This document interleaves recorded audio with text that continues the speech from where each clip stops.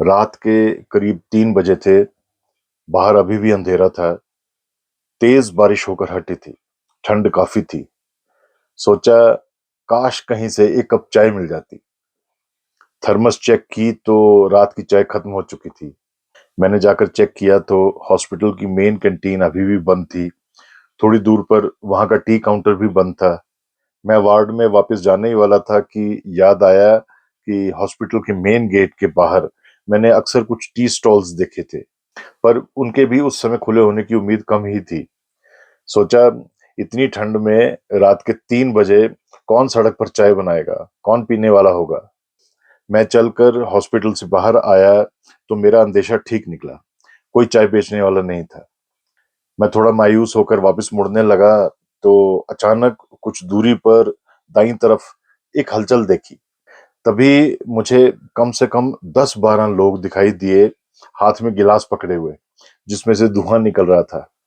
यकीनन वो चाय पी रहे थे। तभी मुझे उन सब के पीछे छोटे से टेंट के नीचे एक टेबल दिखाई दिया, जिस पर बहुत तरतीब से चाय बनाने और सर्व करने का सामान और बिस्किट्स, बंद, ब्रेड, मक्खन वगैरह रखे दिखाई दिए।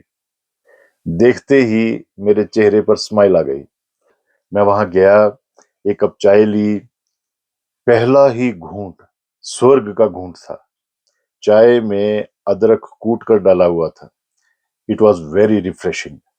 मैंने चाय खत्म की और एक कप और मांग ली। उस टी स्टॉल को चलाने वाला एक लगभग 30 साल का नौजवान लड़का था। घूंट भरते मैंने उससे बात करना शुरू कर दिया। मैंने उसको बताया कि मैं कितना सरप्राइज था कि देर रात इतनी ठंड में वहां वो चाय बेच रहा था। इस पर उसने मुझे बताया कि वो पिछले 5 सालों से वहां चाय बेच रहा है। सुनकर मुझे थोड़ी हैरानगी हुई। मैंने पूछा कि दिन में भी लगाते हो? वो मुस्कुराया और बोला, नहीं साहब, सिर्फ रात में। फिर मेरी क्यूरियोसिटी को भांपते हुए वो खुद ही बताने लगा। बोला, कोरोना की वजह से मेरी नौकरी चली गई तो मैं बहुत मुश्किल में पड़ गया था। घर में बीवी और छोटी बच्ची है। जमा पूंजी जल्दी खत्म हो गई थी।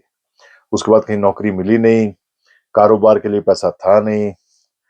ही सेड मुझे और कुछ आता नहीं था, सिर्फ चाय बनानी आती थी।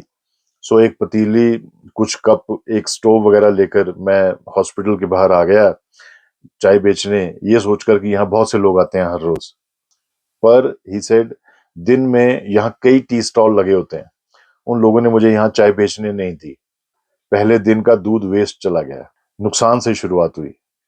वो बोला, अगले दिन घर में जब मैंने अपनी छोटी बच्ची का चेहरा देखा और परिवार की चिंता हुई तो मैं फिर चाय का सामान लेकर यहाँ पहुंच गया।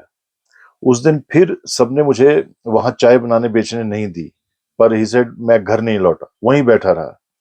दोपहर हुई, फिर शाम हो गई, रात हो गई। रात को जब एक एक करके वो सब चाय बनाने वाले वहां से चले गए, तब जाकर मैंने चाय बनानी शुरू की। मैंने सोच लिया था कि मैं उस दिन के दूध को खराब नहीं जाने दूंगा। सामान खत्म होने पर ही घर लौटूंगा। रात के 11 बज गए, 12 बज गए, पर मैं वहीं बैठा रहा, चाय बनाता रहा। कोई ना कोई चाय पीने वाला आता रहा। रात के 1:30 बजे जब सारा दूध खत्म हो गया, तब मैं घर गया। उसका पिछले दिन का जो नुकसान था, ना सिर्फ वो पूरा हुआ, कुछ बचत भी हुई। बोला, मैं बहुत थक गया था, बहुत ठंड लग रही थी, पर बहुत खुश था अपनी पहली कामयाबी पर। पर उससे भी ज्यादा ही सेड वो इस बात पर खुश था कि उसको एक आइडिया मिल गया था कि रात को चाय बेची जाए।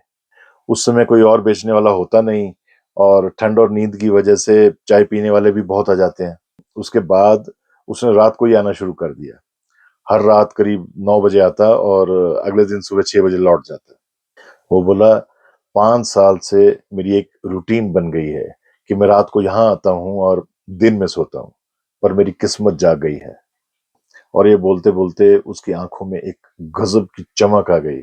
बोला, मुझे कामयाबी वहां मिली जहां सोची नहीं थी, तब मिली जब मैं अड़ गया, डट गया। उसकी ये कहानी सुनते सुनते कब मेरी चाय खत्म हो गई मुझे पता ही नहीं चला। मैंने कप रखा, उसको धीमे से हग किया, उसके क्यूआर कोड से पेमेंट की और वापस चल पड़ा, तरोताजा और इंस्पायर होकर। उसके वो शब्द कानों में काफी देर तक गूंजते रहे कि मुझे कामयाबी वहां मिली जहां सोची नहीं थी, तब मिली जब मैं अड़ गया, डट गया। Thank you so much for your time. God bless you.